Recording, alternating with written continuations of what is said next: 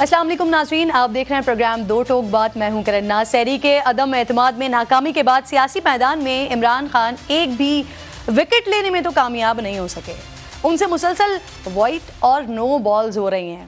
پریشان کپتان ہر طرح کا انداز اپنا لیا انہوں نے، لیکن نہ حکومت کے رنز بننا کم ہوئے اور نہ ہی وکٹ ہاتھ آ رہی ہے۔ خان صاحب نے عدم اعتماد کے بعد استعفے دے کر چاہا کہ وہ حکومت کو الیکشن کروانے پر مجبور کرے، لیکن پھر بھی ناکام رہے۔ پھر وزیر اعظم کے خلاف عدم اعتماد لانے کا ارادہ کیا، لیکن پھر ناکام ہوئے کیونکہ اسپیکر نے 11 استعفے منظور کر کے نو بال پر چھکا لگا دیا۔ پریشر بڑھانے کے لیے وہ امپائر کو للکارتے رہے، کسی بھی طرح ناٹ آؤٹ پر انگلی اٹھانے کا مطالبہ کرتے رہے، لیکن امپائر نے قانون کے مطابق فیصلہ کرنے کا ارادہ ظاہر کیا اور یوں خان صاحب یہاں بھی ناکام ہوئے۔ بالآخر خان صاحب نے تمام کھلاڑیوں کو جمع کر کے کھیل ہی ختم کرنے کی کوشش کی، لیکن 25 مئی کو مخالف کی ٹیم کی حکمت عملی نے انہیں پھر ناکام بنا دیا۔ مجبوراً خان صاحب نے نئے الیکشنز کے لیے 6 دن کا الٹیمیٹم دے کر احتجاج مؤخر کر دیا، لیکن پھر اب تک پچ پر واپس نہیں آ سکے، اس کے آس پاس ہی پھرتے رہے۔ خان صاحب نے چاہا کہ نئی تعیناتی ان کی مرضی کے مطابق ہو، لیکن وہ اس میں بھی ناکام ہوئے، بلکہ اب تو وہ خود ہی اپنے تمام کھلاڑیوں کو میدان چھوڑ کر جانے کا فیصلہ سنا رہے ہیں۔ ہم نے اب اس نظام کا حصہ نہیں رہنا۔ میں اپنی ساری چیف منسٹرز، اپنی پارلیمنٹری پارٹی سے اب ملوں گا اور ہم نے فیصلہ کیا ہے کہ ہم ساری اسمبلیوں سے نکلنے لگے ہیں۔ ہم بجائے اپنے ملک میں توڑ پھوڑ کریں، ہم بجائے اپنے ملک میں تباہی مچائیں، اس سے بہتر ہے کہ ہم اس کرپٹ نظام سے باہر نکلیں، اور انشاءاللہ آنے والے دنوں میں ہم اناؤنس کریں گے جس دن ہم ساری اسمبلیوں سے باہر نکل رہے ہیں۔ قومی اسمبلی سے استعفوں کے بعد بھی خان کے کھلاڑی عدالت پہنچ گئے تھے اور استعفوں کو سیاسی حکمت عملی کہہ رہے تھے۔ کچھ تو اسمبلی میں واپس جانے کی یقین دہانی بھی کروا رہے تھے۔ کیا اس بار بھی سیاسی داؤ کھیلا گیا ہے؟ کیونکہ کپتان جو حکمت عملی بتا رہے ہیں نا، کھلاڑی اس سے لا علم ہیں۔ نائب کپتان کو معلوم ہی نہیں ہے کہ پارلیمانی میٹنگ کب ہوگی۔ ایک کھلاڑی کہتا ہے استعفیٰ دینے یا اسمبلی تحلیل کرنی ہے ابھی معلوم نہیں ہے، لیکن جو خان صاحب کہیں گے وہ کر دیں گے۔ صوبے کے وزیر اعلیٰ کو بھی نہیں معلوم کہ کب کرنا کیا ہے، وہ بھی حکم کپتان کے انتظار میں۔ پنجاب حکومت یہ عمران خان کی اپنی حکومت ہے اور یہ امانت ہے ہمارے پاس۔ جب عمران خان صاحب کہیں گے اسمبلی توڑنے کا، میں آدھا منٹ بھی دیر نہیں کروں گا انشاءاللہ تعالیٰ۔ لیکن ناظرین، یہ سیاسی میچ ہے نا، دونوں طرف سے بڑا انٹرسٹنگ ہے۔ کپتان کو استعفوں کا چیلنج دینے والی حکومت اس بار عدم اعتماد کے پیچھے چھپنے کی تیاری کر رہی ہے۔ یہی وہ وزیر داخلہ ہیں رانا ثناء اللہ صاحب جو چند دن پہلے کہہ رہے تھے کہ عمران خان اسمبلیوں سے باہر آ جائیں، عام انتخابات کروا دیں گے۔ مریم نواز صاحبہ بھی کچھ ایسا ہی مطالبہ کر رہی تھی۔ بڑی آسان ہے، الیکشن کی ڈیٹ آپ کو چاہیے تو توڑیں پنجاب اسمبلی، توڑیں کے پی کی اسمبلی اور چلے جائیں الیکشن۔ مسلم لیگ نون اور پیپلز پارٹی نے پنجاب کے میدان میں فتح کی تیاریاں بھی شروع کر دی ہیں۔ 150 سے زائد متوالوں کے سربراہ نے فیصلوں کا اختیار 7 سیٹ والے زرداری صاحب کو دے دیا ہے۔ بالکل اسی طرح جیسے 150 سے زائد سیٹس رکھنے والے تحریک انصاف والے 10 سیٹ والے کو صوبے کا حاکم بنا رکھا ہے انہوں نے۔ دیکھیے کہ اس بار وزارت کا تاج کس کے سر پر سجتا ہے اور کے پی اسمبلی میں عدم اعتماد لا کر کیا حاصل کیا جاتا ہے، کیونکہ وہاں تو تحریک انصاف 2/3 اکثریت رکھتی ہے۔ پروگرام میں مہمانوں میں آج انتہائی معزز میرے محمد یوسف صاحب موجود ہیں اور یہ مقبول جان صاحب موجود ہیں، امیر عباس صاحب موجود ہیں، سردار محمد یوسف صاحب جو کہ پارلیمانی لیڈر ہیں، مسلم لیگ نون کے پی سے تعلق ہے، نائب مرکزی صدر بھی ہیں۔ سب سے پہلے سر آپ سے بات کا آغاز کرتی ہوں سردار صاحب، خان صاحب کے اعلان کے بعد مسلم لیگ نون کی حکمت عملی کیا ہوگی سر؟ اسپیشلی کے پی کے میں کیا محمود خان صاحب کے خلاف عدم اعتماد لانے کا فیصلہ کر لیا گیا ہے، اور اگر فیصلہ ایسا ہوا ہے تو سر یہ اس پہ امپلیمنٹ کب تک ہوگا؟ بسم اللہ الرحمن الرحیم۔ شکریہ جی۔ جس طرح کہ خان صاحب نے فیصلہ کیا ہے، اور خان صاحب پہلے فیصلہ کرتے ہیں پھر مشورہ کرتے ہیں۔ خان صاحب نے ہمیشہ بھی کوئی بات کی ہے پھر یو ٹرن لیا، یہ تو مشہور ہے۔ اس پر یعنی ساری دنیا کے سامنے ہر آدمی اس پر اعتماد تو نہیں کرتا۔ پارکیف لگتا تو اس طرح ہے کہ جو انہوں نے کل اعلان کیا ہے ابھی اس کے بعد مشورہ کریں گے، پھر ہو سکتا ہے وہ یو ٹرن لے لیں۔ لیکن جہاں تک آواز میں تھوڑا سا مسئلہ آ رہا ہے معذرت کے ساتھ سردار صاحب، میں یہ مسئلہ سارٹ آؤٹ کرواتی ہوں جب تک میں آتی ہوں دوبارہ آپ کی جانب. اور یہ مقبول جان صاحب بھی ساتھ موجود ہیں. سر السلام علیکم. خان صاحب نے جو اعلان کیا ہے اب وہ اس پر مشاورت کریں گے. یہ مقبول صاحب ابھی یہ حتمی فیصلہ نہیں ہوا ہے. اسمبلی تحلیل ہوگی، استعفے دیں گے، اسمبلیوں سے صرف باہر آ جائیں گے، یہ بھی ابھی کلیئرٹی نہیں آئی ہے. وجہ کیا سمجھتے ہیں آپ؟ یہ کل جو خان صاحب نے اعلان کیا ہے سر، یہ فیس سیونگ ہے یا یہ پریشر ڈالنے کی ٹیکٹک ہے کیا سر؟ دیکھیں، ایک تو یہ ہے کہ بڑا آئیڈیل ٹائم جو انہوں نے اس وقت چیز کیا ہے، اس کی دو بنیادی وجہ یہ ہے کہ ایک اسٹیبلشمنٹ میں ایک تبدیلی ہو رہی ہے، ایک چینج آف دا گارڈ کی صورتحال میں ایک آدمی جو ہے وہ جا رہا ہے اور دوسرے آدمی کے آنے میں ابھی کم از کم 2-3 دن باقی ہیں، اور ان 2-3 دنوں میں ہوتا یہ ہے کہ کسی قسم کا انفلوئنس استعمال نہیں ہو سکتا. اگر کوئی شخص یہ سمجھتا ہے نا کہ اس وقت اگر کوئی شخص جو ہے کہ بڑی اے پولیٹیکل ہو چکا ہے تو یہ مطلب عام آدمی نہیں یقین کرتا. کسی بھی آپ بلوچستان میں بندے کو جا کے کہہ دو کہ باپ پارٹی نے ووٹ کس کے کہنے پہ دیے تھے تو وہ کہے گا ہمیں پتہ ہے. اسی طرح کراچی میں جا کے پوچھیں جی ایم نے کس کے کہنے پہ پی ٹی آئی میں شامل ہوئی تھی اور کس کے کہنے پہ پی ٹی آئی کو چھوڑا تھا، سب کو پتہ ہے. تو ایک تو یہ ہے کہ بڑا آئیڈیلی ٹائم چوز کیا ہے کہ پریشر نہ ہو. دوسرا مجھے اندازہ ہے کہ اس پہ کافی ساری سوچ بچار ہوئی ہے، بڑے دنوں سے ہو رہی تھی. بیسیکلی انہوں نے ایک استعمال کیا سسٹم سے باہر نکلنے کا. اس میں 2 اسمبلیاں ہیں جہاں سے وہ اسمبلیوں سے استعفیٰ دیں گے، اور 2 اسمبلیاں ہیں جن کی وہ ڈیزالو کریں گے، ایک پی کے کی اسمبلی اور ایک پنجاب کی اسمبلی. اور اس وقت دونوں اسمبلیوں میں کوئی بھی خان صاحب کے ساتھ جو بندہ موجود ہے وہ یہ رسک لے ہی نہیں سکتا کہ خان صاحب کو اس وقت چھوڑ دے کہ جب اس کی آگے 5 سال کا مستقبل جو ہے ایٹ سٹیک ہو. اسی لیے پرویز الہی صاحب نے ود ان سیکنڈز مونس کا ٹویٹ آیا، پھر پرویز الہی صاحب کا آ گیا.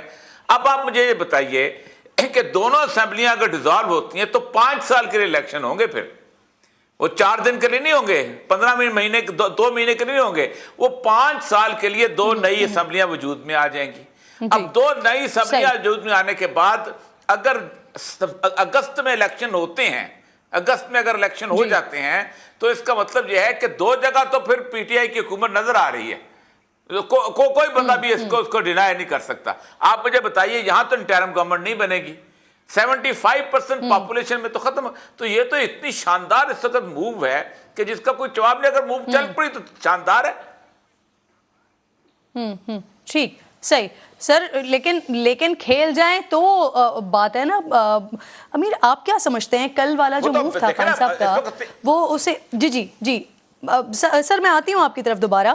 یہ فیس سیونگ کہہ سکتے ہیں ہم اسے، یا آپ سمجھتے ہیں کہ زبردست موو تھا جیسے کہ اوریا صاحب کہہ رہے ہیں؟ دیکھیں کرن، ایک تو چونکہ وہ 28 اکتوبر سے شروع ہوا لانگ مارچ، اور 28 اکتوبر سے پہلے جو 25 مئی کا لانگ مارچ جب ختم ہوا نامراد طریقے سے، تو اس کے بعد پھر خان صاحب نے ایک اور لانگ مارچ کی بات کی تھی.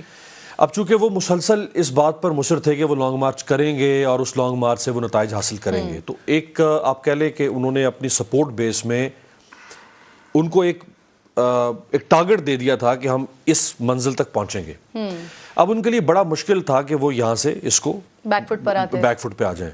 لہٰذا ایک تو پبلک کنزمپشن کے لیے انہیں کل چونکہ اتنے لوگ اکٹھے کیے، اور واقعی اور شہروں سے ایون سندھ سے لوگ آئے ہیں، گلگت سے لوگ آئے ہیں، بھلے بہت کم تعداد میں ہوں گے لیکن لوگ آئے. اب یہ ہو نہیں سکتا تھا کہ وہ جو ان کی 7 مہینوں کی جو یہ موومنٹ ہے وہ کلمینیٹ ہو رہی ہے ایک نقطہ عروج کے اوپر، اور وہاں پہ وہ کہیں گھر چلے جائیں. ایسا تو ہو نہیں سکتا تھا نا. سو پبلک کنزمپشن کے لیے انہوں نے کوئی نہ کوئی ایسا نیکسٹ اسٹریٹجی دینی تھی. ایک دوسرا یہ کہ میں سمجھتا ہوں کہ ان کی اسٹریٹجی یہ بہت کامیاب جا رہی ہے. اچھا، کل لطیف کھوسہ صاحب سے میری بات ہوئی، اٹارنی جنرل رہے ہیں، پیپلز پارٹی کے بہت بڑے سپریم کورٹ کے سینئر لائر ہیں. وہ اس نقطے پر پہنچے کہ ہم نہ تو گورنر رول لگا سکتے ہیں، نہ ہمارے پاس عمران خان کی اس موو کا کوئی آئینی قانونی توڑ ہو سکتا ہے. ہاں، اگر آپ نے ہیڈ آن ہیڈ ہونا ہے اور آپ نے کوئی نہ کوئی اس میں شرارت کرنی ہے تو اس کا تو حل نکالا جا سکتا ہے. وہ بہت سارے ایسے حکومتوں کے پاس دماغ ہوتے ہیں جو سازشی طریقے سے محلاتی سازشوں سے معاملات کھینچ جاتے ہیں، لیکن کوئی آئینی قانونی طریقہ نہیں ہوگا. جب اسمبلی تحلیل ہو گئی تو پابند ہے آپ انٹرم گورنمنٹ بنانے کے لیے.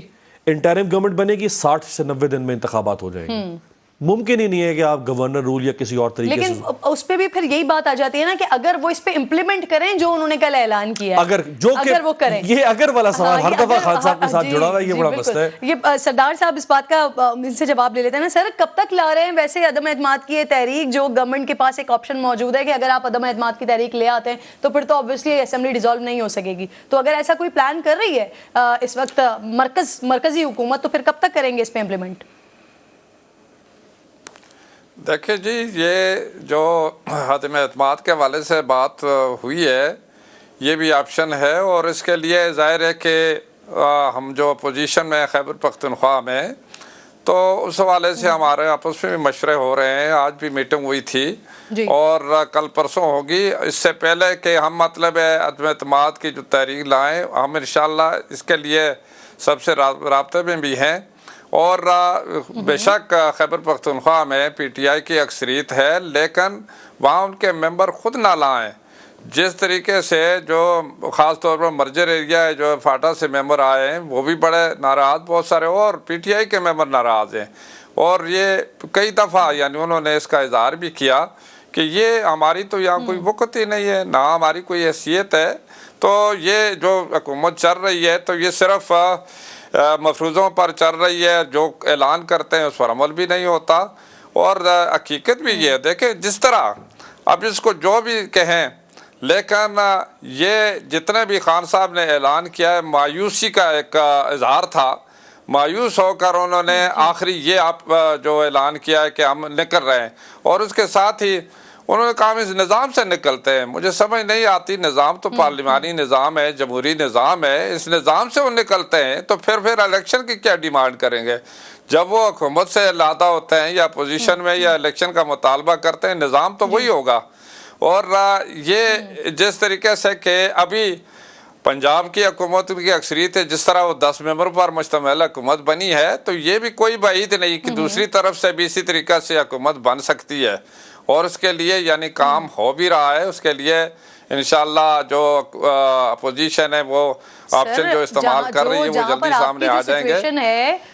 49 मेंबर्स के साथ आप अब जो 96 की तादाद है, आप उनके लिए ये बात कर रहे हैं। तो वो जो अमीर अब्बास साहब अभी बात कर रहे थे कि कोई दूसरा तरीका तो इख्तियार किया जा सकता है, वो 10-10, 20-20 करोड़ वाला, लेकिन पार्टी पोजीशन तो यहाँ पर बड़ी वो भी नहीं हो सकता। अच्छा, देखिए ना, सुप्रीम कोर्ट के फैसले के बाद हम उस तरीके के हम ही नहीं, अच्छा चलें पार्टी पोजीशन देख लेते हैं, बिल्कुल पार्टी पोजीशन देख लेते हैं प्लीज, जरा यहाँ पर डिस्प्ले करें तो हम मेहमानों को भी दिखाते हैं और नाज़रीन को भी दिखाते हैं कि पार्टी पोजीशन इस वक्त क्या है। तो उनका असेंबली की पहली मैं सूरत हाल दिखा रही हूँ। जो हुकूमती इत्तेहाद है वो है 96 का, और अपोजिशन इत्तेहाद उनकी तादाद 49 है। तो और अदम एतमाद अगर आती है यहाँ पर, तो फिर उसकी कामयाबी के लिए 73 वोट्स दरकार होंगे यहाँ पर। तो ये एक बड़ा लंबा गैप है जिसको फिल करना होगा। किस तरह से 73 लोग तोड़ने पड़ेंगे। हाँ जी, 49 तो वहां पर है ना, तो उसमें मजीद ऐड ऑन करने के लिए। और पंजाब असेंबली में जो हुकूमती इत्तेहाद है वो 190 का है, ऑपोजिशन का इत्तेहाद 180 का है। तो यहाँ पर 6 लोग मजीद, क्योंकि 186 अदम एतमाद अगर आ जाता है तो उसकी कामयाबी के लिए 186 का नंबर दरकार है। तो चलें यहाँ पर तो फिर भी सिचुएशन जो है वो इजी है पंजाब में, लेकिन KPK में तो बड़ी टफ सिचुएशन है। और अगर ये जो बात कर रहे थे पहले, मैं औरिया साहब से अगर आपकी इजाज़त हो तो मैं जवाब ले लूँ। सर, सरदार साहब कह रहे हैं कि जो पाकिस्तान तहरीक इंसाफ के अपने लोग हैं वो बड़े परेशान हैं KPK में, और शायद उनके लिए अदम एतमाद का आसानी हो जाएगी उनके लिए। फिर प्लस ये कि खान साहब ने ऐसा मौका दिया क्यों सर कि ये अदम एतमाद की तहरीक लेकर आ जाएं? पहले फैसला कर लेते, अमल कर लेते उसके ऊपर, फिर उसके बाद वो अनाउंस हो जाता। तो ये तो बाकायदा मौका दिया गया है ना कि उसके तोड़ के लिए काउंटर नैरेटिव लेकर आए गवर्नमेंट, अदम एतमाद की तहरीक लेकर आए। देखिए, सुप्रीम कोर्ट के फैसले के बाद अदम एतमाद की तहरीक के अंदर किसी पार्टी के अपनी पार्टी के खिलाफ वोट काउंट ही नहीं होंगे। आपको पता है हमजा शहबाज की गवर्नमेंट क्यों गई थी? वोट ही नहीं काउंट होंगे, अदम एतमाद कहां से आएगा? तो अब 17 सीटें जो दोबारा इलेक्शन हुए थे जिसपे हमजा शहबाज की गवर्नमेंट गई थी, इसी बुनियाद पे तो गई थी। تو عدم اعتماد تو اس وقت خواب و خیال کی باتیں ہیں نا جہاں بیٹھ کے ہم کر رہے ہیں. جی جی عمران خان تو بعد میں کرے یا نہ کرے, آپ مجھے عدم اعتماد گن دیں کہ آپ جو 6 ووٹ توڑیں گے یا 7 ووٹ توڑیں گے یا 15 ووٹ توڑیں گے وہ تو کاؤنٹ ہی نہیں ہوں گے. تو یہ آپ مجھے بتا دیجئے کیسے, آپ مجھے بتا دیجئے کس قانون کے تحت وہ سپریم کورٹ کا وہ والا فیصلہ, وہ بالکل آپ کی بات درست ہے, لیکن اگر پنجاب کی میں بات کرتی ہوں اور یہاں پر 186 آپ کو درکار ہے ووٹ, اور یہاں پر اگر 5 لوگ بھی, سر 5 لوگ بھی اگر غیر حاضر ہو جاتے ہیں تو تب بھی تو پھر عدم اعتماد کی تحریک دوسری طرف سے کامیابی تو نہیں ہو سکے گی نا سر. نہیں, غیر حاضر عدم اعتماد میں غیر حاضر نہیں ہوتا, آپ کو میجورٹی ثابت کرنی پڑتی ہے. عدم اعتماد میں آپ کو ثابت کرنا پڑتا ہے, حاضری غیر حاضری کا مسئلہ نہیں ہے. آپ کو ثابت کرنا پڑتا ہے کہ آپ کے ووٹ پورے ہیں, تو جب ووٹ دیں گے تو پورے کریں گے نا, جب وہ ووٹ دیں گے وہ تو کاؤنٹ نہیں ہوں گے, تو پورے کدھر سے ہوں گے؟ اگر اعتماد کا ووٹ لینے کا کہتے ہیں وزیر اعلیٰ کو, اور 156 نمبر کیا پھر پورے نہیں کرنے پڑیں گے وزیر اعلیٰ کو اعتماد کے ووٹ کے لیے سر؟ اگر گورنر کہتے ہیں کہ آپ اعتماد کا ووٹ, نہیں وہ اگر گورنر کہے گا پھر 186 پورے کرنے پڑیں گے, وہ گورنر کہے گا پھر 186 پورے کرنے پڑیں گے. اور سٹنگ چیف منسٹر کے لیے بڑا آسان ہوتا ہے 186 پورے کرنا, سٹنگ جب چیف منسٹر ہو. میں آپ کو ایک بات بتاؤں, اور دوسری بات یہ ہے کہ عدم اعتماد اگر آتی بھی ہے تو ایک دن کے اندر اسپیکر دونوں ان کے اپنے ہیں, 1 یا 2 دن کے اندر ٹیبل کر کے ختم کر دیں گے. یہ بات نہیں ہے, میں آپ کو بتاؤں, میں لیگلی, آپ دیکھیں کوئی بھی لیگلی جو آپ بات ان کی صحیح ہے امیر عباس کی, کہ راستہ اب کوئی نہیں چھوڑا گیا, کوئی راستہ ہے ہی نہیں سوائے اس کے کہ عمران خان کا انتظار کرے کب ڈیزالو کرتا ہے. اور اگر اس نے ڈیزالو کرنے دی آپ نے تو سمجھو 5 سال کے لیے کے پی کے میں اور پنجاب میں ان کی آگے جی حکومت, پھر آپ کرا لیں الیکشن, آپ یہاں تو انٹرم گورنمنٹ نہیں بنے گی, یہاں تو ان کی حکومتیں ہوں گی. صحیح. سر پنجاب میں گورنمنٹ بنانے کے لیے امیر, جو مسلم لیگ نون ہے, مسلم لیگ نون کا گڑھ ہے پنجاب اسپیشلی لاہور, اور وہاں پر آپ نے اگر گورنمنٹ بنانی ہے تو اس کے لیے آپ کی ڈپینڈنسی مسلم لیگ پاکستان پیپلز پارٹی آصف علی زرداری صاحب پر ہے 7 سیٹوں پر. اس کی کیا وجہ ہے؟ دیکھیں وہ 7 سیٹیں ہونے کے باوجود آپ کے پاس سمپل میجورٹی نہیں ہے. آصف زرداری اور اسحاق ڈار کی آج ملاقات بھی ہوئی ہے, شاید رابطہ ہوا ہے, اس کے باوجود نہیں ہے. جیسے اولیاء صاحب نے فرمایا, سپریم کورٹ نے ہمیشہ اس چیز پر ڈھکن رکھ دیا ہے. اب آپ یہ لائلٹی چینج نہیں کر سکتے پارلیمنٹ کے اندر, اور آپ نے دیکھا کہ اگر یہ نہ ہوتا, سپریم کورٹ یہ فیصلہ نہ دیتی, تو ہم نے 7 مہینے پہلے جو لائلٹی چینج کروائی, اب پھر ہم اسی لائلٹی چینج کرنے کے آپشن پر جا رہے ہیں. تو اس کا مطلب ہے سپریم کورٹ کے فیصلے کی آج مصلحت سمجھ آئی کہ وہ ہمیشہ کے لیے یہ گند آپ کے پارلیمانی نظام میں جو تھا کہ آپ لائلٹیز کوئی بھی ہو وہ چینج کروا کے, تو یہ ہمیشہ کے لیے چیپٹر کلوز کر دیا. ووٹ آف کانفیڈنس کے لیے اگر گورنر کہہ دے چیف منسٹر کو ووٹ آف کانفیڈنس کے لیے, تو پھر چیف منسٹر کو 186 لوگ پورے کرنے ہیں, اور اگر کوئی چیف منسٹر کو ووٹ نہیں دے گا وہ بھی زد میں آئے گا.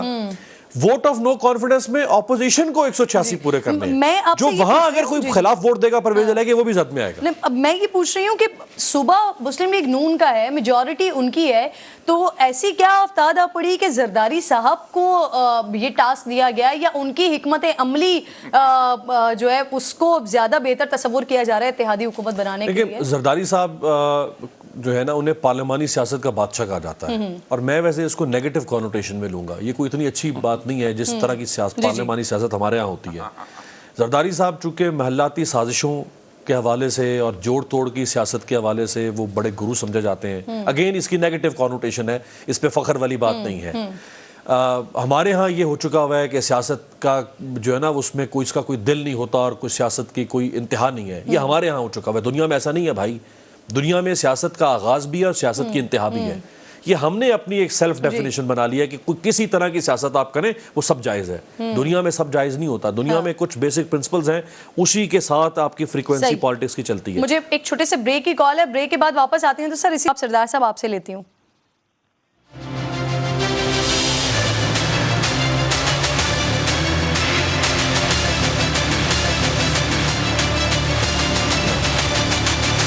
Welcome back once again. جی سردار صاحب, یہ پنجاب کو مسلم لیگ نون کا گڑھ سمجھا جاتا رہا ہے. آپ کے صوبے میں جہاں پر آپ کی اسٹرینتھ زیادہ ہے, آپ کے ووٹ زیادہ ہیں, وہاں پر 7 سیٹوں والے زرداری صاحب کو کیوں یہ اختیارات دیے گئے ہیں؟ کیا وجہ ہے اس کی؟ دیکھیں جی زرداری صاحب بھی تو خیر اس وقت جو کولیشن گورنمنٹ ہے آپ کو پتہ ہے مرکز میں اور پی ٹی ایم کا حصہ ہیں، اور جس طرح کے اب مرکزی حکومت میں زرداری صاحب اور مسلم لیگ اور جے یو آئی اور یہ ساری جماعتیں ہیں، تو وہاں پر زرداری صاحب جو پنجاب میں بھی ان کا بھی اثر رسوخ ہے، بہت بڑی جماعت ہے پیپل پارٹی، اور اس کے ساتھ ہی جو مسلم لیگ کے لوگ ہیں، دیکھو پہلے جو انہوں نے حکومت عمران خان نے بنائی تھی تو ان کی بھی اکثریت تھی، تو انہوں نے پھر جا کر جو 10 ممبر صرف اور صرف ان سے زیادہ اثر و رسوخ ہے زرداری صاحب؟ نہیں مسلم لیگ نور سے زیادہ بڑی جماعت تو نہیں ہے، لیکن وہاں تو مسلم لیگ نون ہی کام کر رہی ہے، آپ کو پتہ ہی ہے، فیصلوں کا اختیار اور اس کے ساتھ باقی جو نہیں فیصلے مشاورت تو ہوتی ہے، سب سے مشاورت ہوتی ہے۔ دیکھیں نا اب جو بھی اگر جتنے بھی الائنس میں ہیں، جتنے پارٹیاں ہیں، مشاورت تو سب سے کی جاتی ہے۔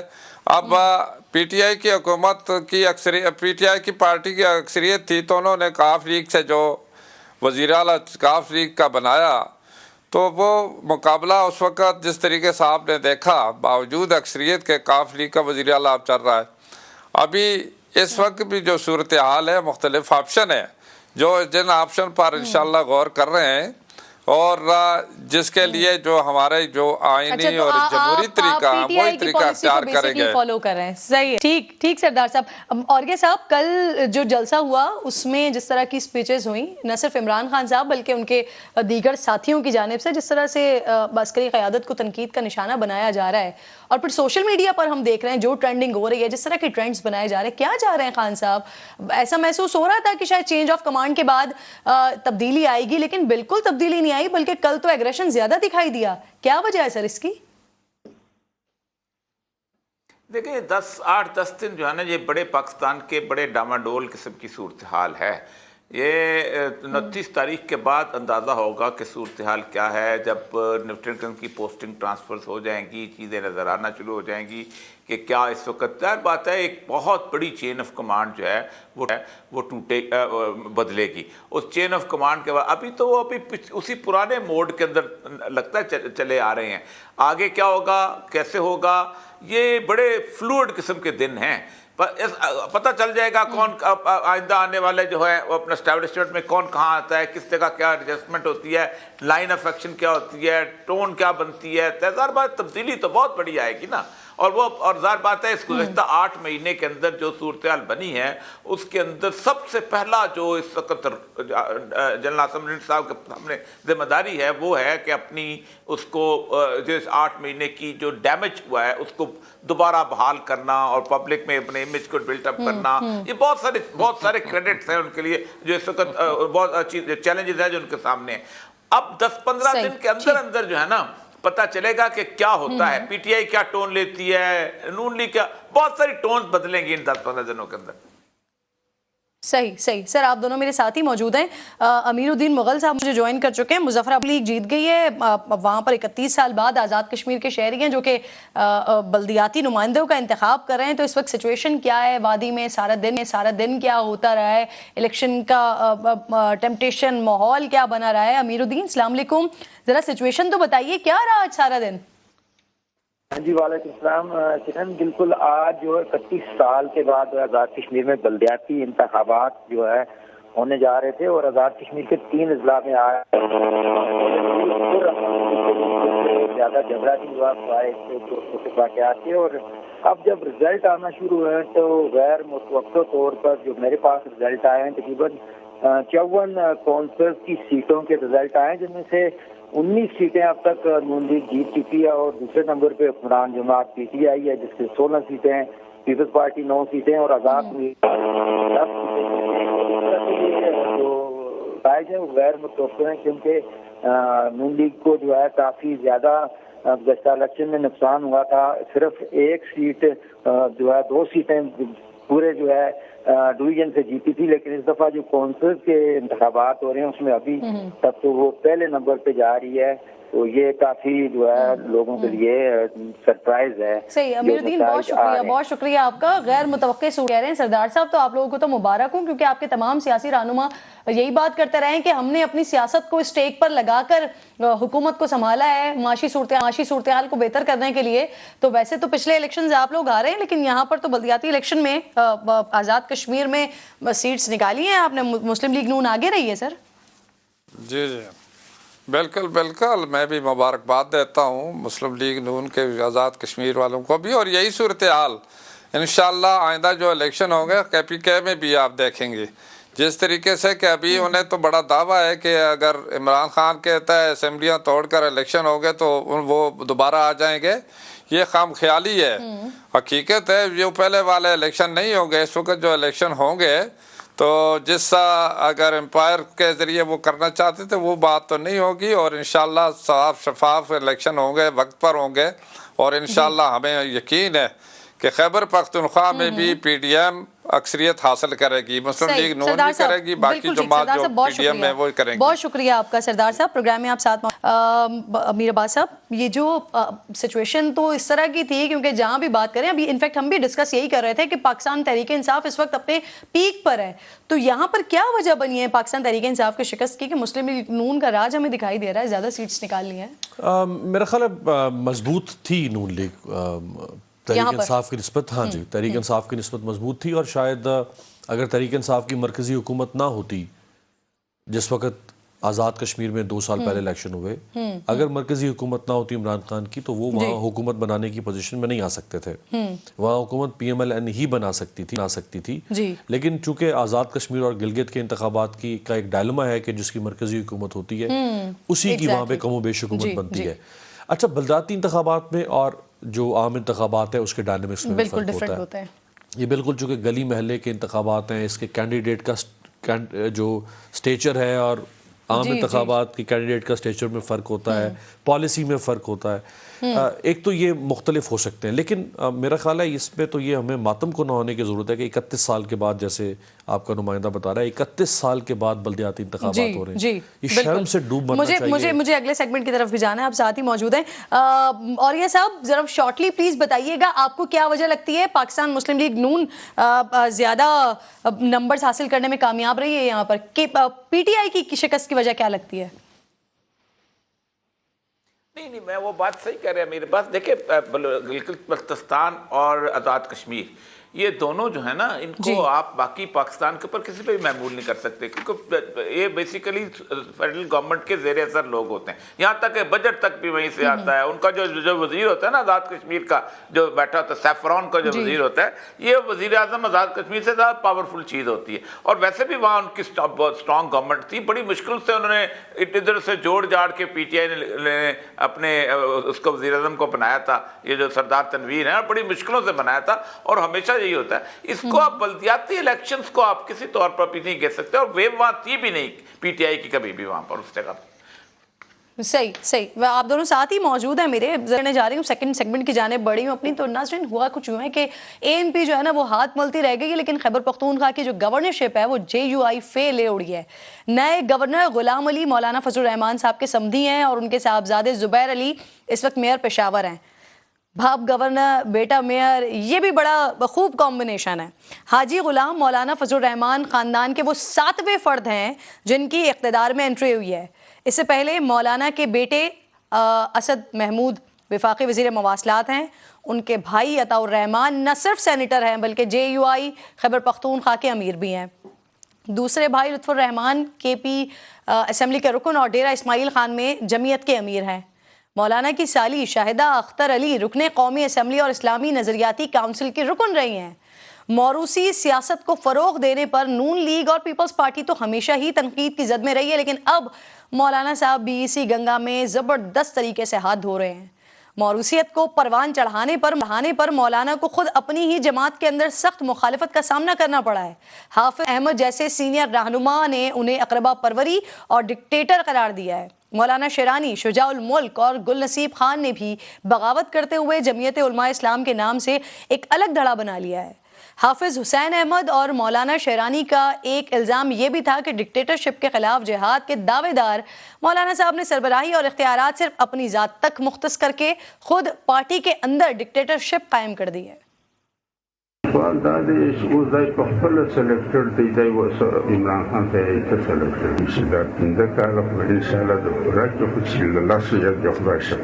بنیاد پہ مولانا فضل الرحمان سے علیحدہ ہو گئے کہ مولانا فضل الرحمان نے موریثی سیاست شروع کی.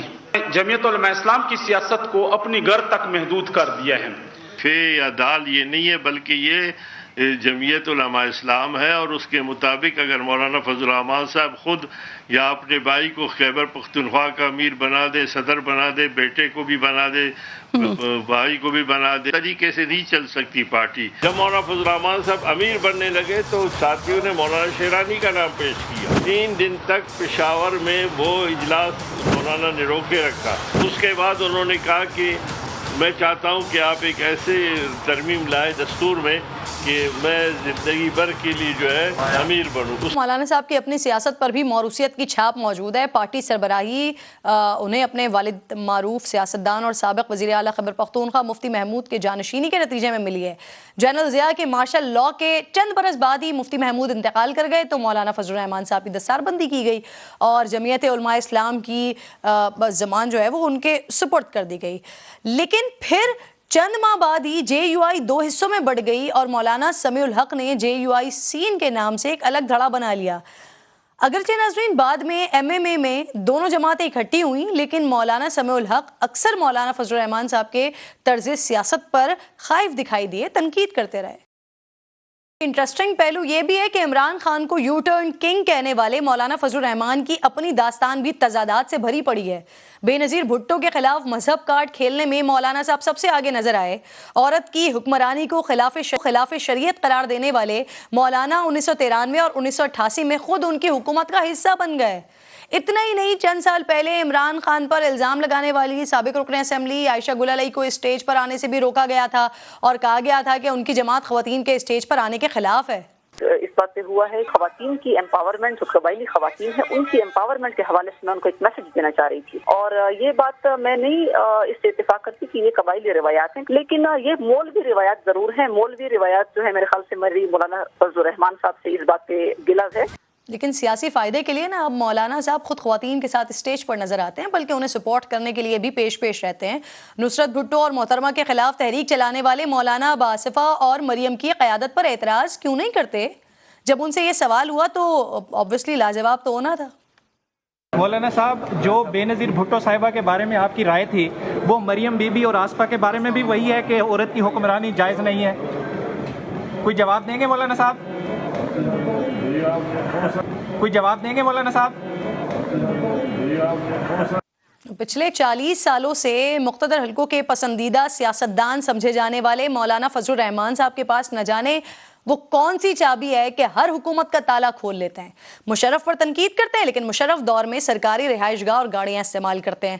نفاذ شریعت کا مطالبہ کرتے ہیں لیکن لیفٹ کی سیاست کرنے والی پیپلز پارٹی کی حکومت میں شامل ہو جاتے ہیں اور اب بھی شانہ بشانہ ہے. 2013 میں نواز شریف کی حکومت کو دھاندلی زدہ قرار دیا، پھر اسی حکومت میں کشمیر کمیٹی کے چیئرمین بن گئے. ہر حکومت کے بینیفیشری رہنے والے 2018 میں پی ٹی آئی حکومت بننے کے بعد پہلی بار اقتدار سے بے دخل ہوئے تو اپنا غصہ عمران خان کے ساتھ ساتھ اسٹیبلشمنٹ پر بھی نکالا. اداروں کے خلاف اس وقت مولانا صاحب کا لب و لہجہ کچھ ایسا ہی تھا جیسے آج عمران خان صاحب کا ہے، لیکن وہ بھی عمران خان کی طرح صبح جلسے میں تنقید کرتے تھے اور شام کو خفیہ ملاقاتیں جس کا انکشاف ان کے سابق ساتھی کرتے تھے. ہم نے 12-13 دن کے دھرنے کے بعد جب ہم بیٹھے تھے آزادی مارچ میں، اس کے بعد ہم جنرلوں سے ملنے گئے، چودھری شجاعت اور پرویز الہی کے ساتھ. اگر سلیکٹڈ جو ہے وہ غلط ہیں تو پھر مولانا کا بھی ان سے ملنا غلط ہے، پھر حیدری صاحب کا بھی ان سے جا کر ملنا غلط ہے، پھر باجوہ صاحب سے بھی ملنا غلط ہے. ہم نے دھرنا اس لیے ختم کیا تھا آزادی مارچ کہ ہمیں یقین دہانی کرائی گئی تھی کہ مارچ میں ہم حکومت ختم کر دیں گے. یہ مولانا کے طرز سیاست سے اختلاف ہو سکتا ہے لیکن اقتدار تک پہنچنے کی ان کی صلاحیت کے سبھی معترف ہیں. ایک جانب وہ اپنے آبائی صوبے خیبر پختونخوا کے اقتدار پر کھوئی ہوئی گرفت بحال کر رہے ہیں, دوسری جانب وفاقی حکومت کے امور ان کے مشورے کے بغیر طے پانا مشکل ہے. رکن اسمبلی ہے, نہ ہی حکومتی عہدیدار, لیکن وزیر اعظم کے طیارے میں سفر کرتے ہیں. یعنی مولانا صاحب کی پانچوں انگلیاں گھی میں ہیں اور سر کڑائی میں. سر آپ کا ٹیک مولانا فضل الرحمان صاحب کی طرز سیاست پر؟ ایک تو بہت زبردست آپ نے مولانا صاحب کی تضادات سے بھرپور, بلکہ میں سمجھتا ہوں منافقت سے بھرپور جو سیاست ہے اس پہ آپ نے فیکٹس کی بنیاد پہ سارا سیگمنٹ شروع کیا. اور مولانا صاحب خود پارٹی میں کیسے آئے؟ 1981 یا 82 میں شاید کہیں مفتی محمود کا انتقال ہوا ہے, اور یہ صاحب اس کو کریکٹ کر سکتے ہیں اگر میں کوئی غلط سن بتا رہا ہوں, تو 42 سال سے تو مولانا خود اپنی پارٹی کے اندر اقتدار میں. اور مولانا کے والد کے ایک اصول پسندی آپ دیکھیں, جس وقت ذوالفقار علی بھٹو آج جن کی پارٹی پیپلز پارٹی کے ساتھ مولانا کی گاڑی چھنتی ہے, جب ذوالفقار علی بھٹو نے بلوچستان میں سردار اختر مینگل کی حکومت ٹاپل کی, گورنر کو ہٹایا, تو مفتی محمود نے اصولوں کی بنیاد کے اوپر, وزیر اعلیٰ اس وقت سرد تھے, انہوں نے استعفیٰ دے دیا تھا. یہاں تو کوئی گلی کا ایک ٹچا سا بالکل کوئی کارکن بھی نہیں اپنا عہدہ چھوڑتا, اس نے وزارت اعلیٰ کو ٹھوکر مار دی تھی. یہ ان کے بیٹے ہیں, لیکن یہ وہ کیا کرتے رہے, آپ نے بتا دیا کہ سیاست اور اقتدار مولانا صاحب جیسے پانی کے بغیر مچھلی تڑپتی ہے, مولانا صاحب تڑپتے ہیں. یہ جو ابھی گورنر لگے ہیں, اس گورنر صاحب کے اوپر اس زمانے کے جو ڈائریکٹر نیب تھے مشرف صاحب کے زمانے میں, جب جنرل امجد نے نیب بنائی, اس زمانے میں جو ڈائریکٹر نیب خیبر پختونخوا تھے اس وقت صوبہ سرد تھا بریگیڈیئر گھمن.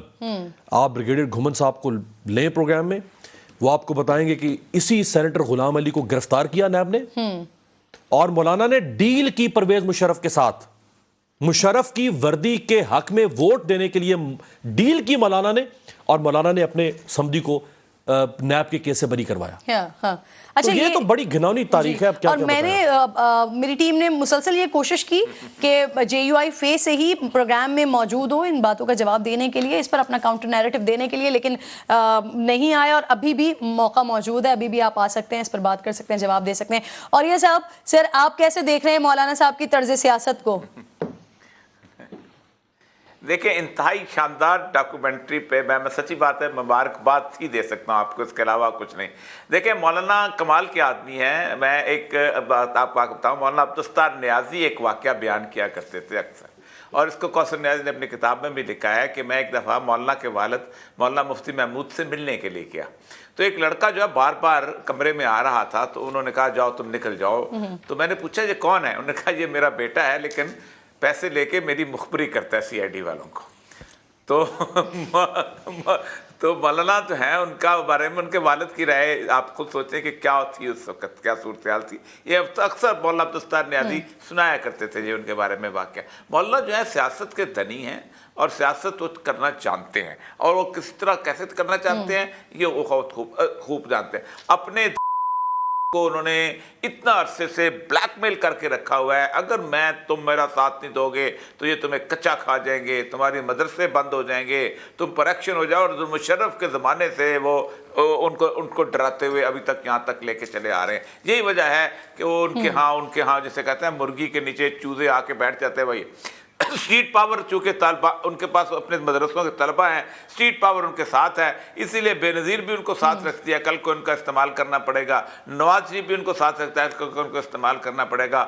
مولانا بنیادی طور پر ایک ایسی شخصیت ہیں کہ سچی بات یہ ہے کہ جن کے اوپر ایک ڈاکومنٹری نہیں, ایسی کئی ڈاکومنٹریاں بنائی جا سکتی ہیں.